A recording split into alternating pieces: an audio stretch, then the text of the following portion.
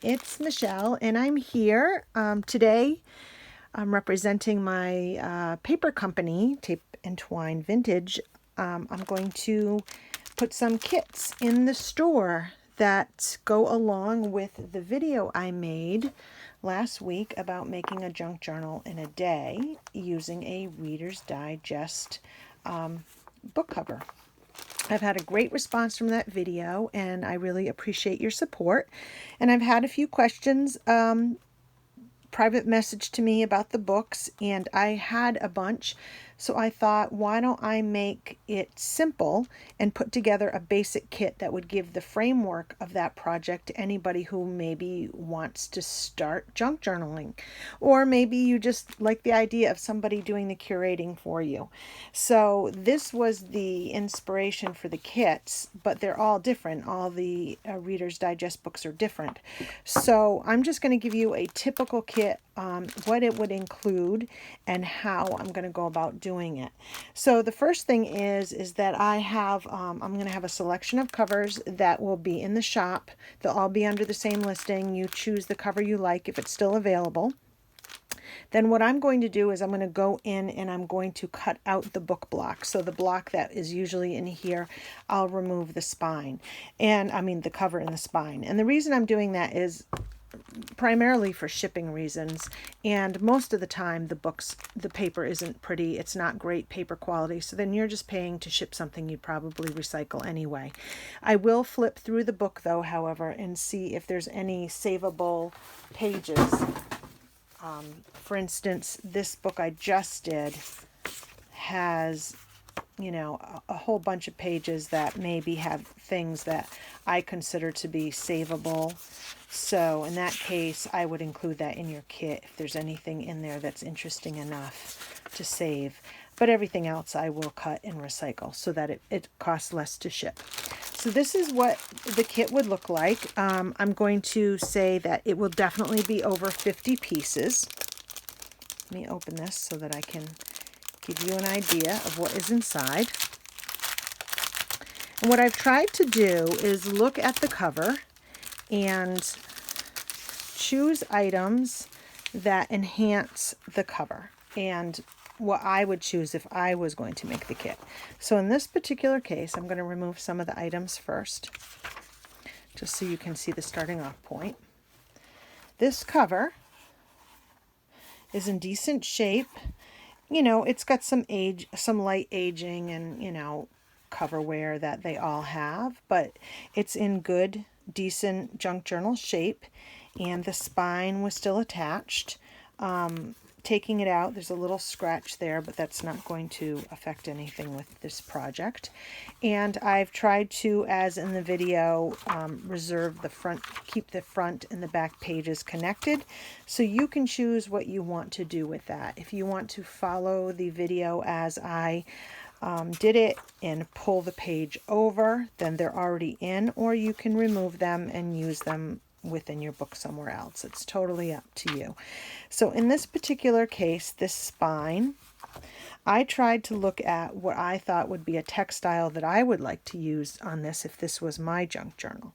So I had this hanky that I cut a piece from, and it has some pretty embroidering on it. And I thought that it would look really pretty across the back here. Probably would fold this under. And I actually think I would trim this. This is just me. You can do whatever you want, but I would probably trim it so it was flat. And I might use this antique lace that I'm including and put that, you know, so this goes across the spine, and then I might trim it on this side. And then when it's folded, the book would look like this, and I really liked that. I liked the fact the blue came off the blue. This is kind of a modern, you know, 1950s mid-century look, and I liked the white with it. And then it would be a plain white spine if you folded it over on the back like that. And then on this side, if you decided to straight edge it, let's say the straight edge was here, you could then finish it off with the scalloped lace. But you know, that's just what I would do. That doesn't mean you have to do it that way. You could even have a little flip down like that, which is also really cute. You could trim it and then just put it on the blue there. You know, there's any number of things, but I choose a textile that I think goes, and you would know that before it ships. So anyway, those are the two textiles I chose for it. And then what I do after I choose the cover, get the cover off, and choose the textiles is I go in and I remove any pages that I think are in the book that look interesting. In this particular book, there was not a lot. And this is, again, why I remove them. You know, I'm going to do the content page for sure, unless it was damaged of some sort. And then I keep any ones that have like interesting pictures or anything that I think somebody might want. In this particular case, there wasn't a whole lot to choose from. So those little stacks of paper would go in there as well. And then I start choosing some ephemera that I think would go well with the book as well. I'm going to include 2 old envelopes of various conditions, various addresses, various times, but they'll have stamps on them and the cancellation. So these are from the 40s, and this is actually from a family that I bought the whole collection of paper from them. So they are from New Hampshire and New Jersey, so there's a lot of New Hampshire, New Jerseys, and these can be used for pockets or whatever it is that, you know, you felt in your journal you wanted to use ephemera, and the ephemera will come inside of them. I'll include some fussy cuts, just some little things I think go well with the book. This is not this year's calendar, so it would not be accurate, but it would be a really cute little ephemera piece. I have tickets and vintage Rolodex. I'll include a couple postcards with every book. They'll be vintage or antique. Sometimes they'll be written on the back, sometimes they won't, sometimes they'll have stamps, sometimes they won't. I'm going to choose them based on the book. The way I chose for this particular book is because I chose a linen that had this red color. I thought it would be a really nice thing to choose some reds that play off of that. And the florals kind of soften down that modern edge. And in this particular case, we're looking at 1910, a postcard from 1910, sent to somebody in Staten Island, New York. And then this person, it's 1912, and this was sent somewhere in, I think, New Hampshire. So you'd get a couple of postcards. Like I said, tickets. I have some envelopes, Rolodex, you know, a variety of ephemera that I will package inside of the envelopes that will come to you.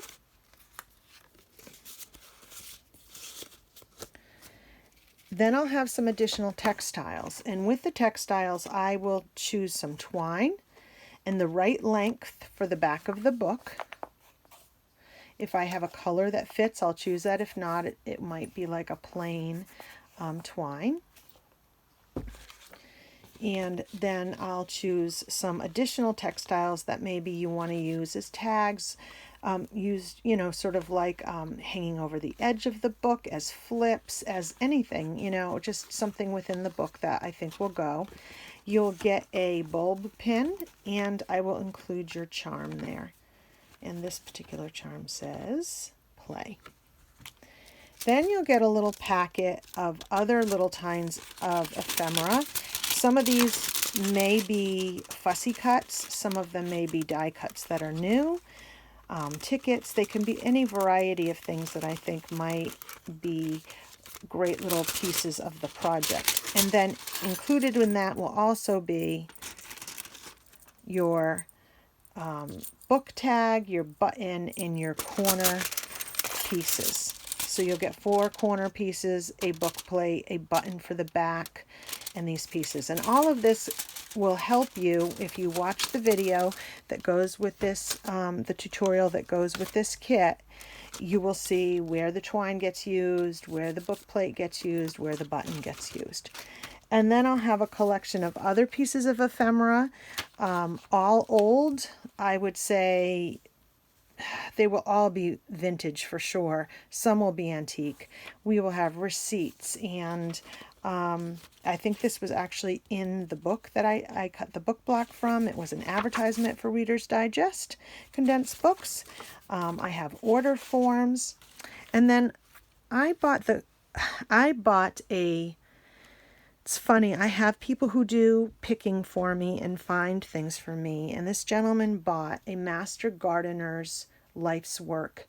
They were in metal tins. They were divided by the type of flower or the type of plant, and they were all cards with pictures of the plants and then more information about how to garden with them and how to landscape with them. I think this person, actually, this was their career, their business, and he didn't want to take their life work and throw it away, and so I purchased it from him, and I'm including 2 of the Master Gardener's note cards in each kit as well.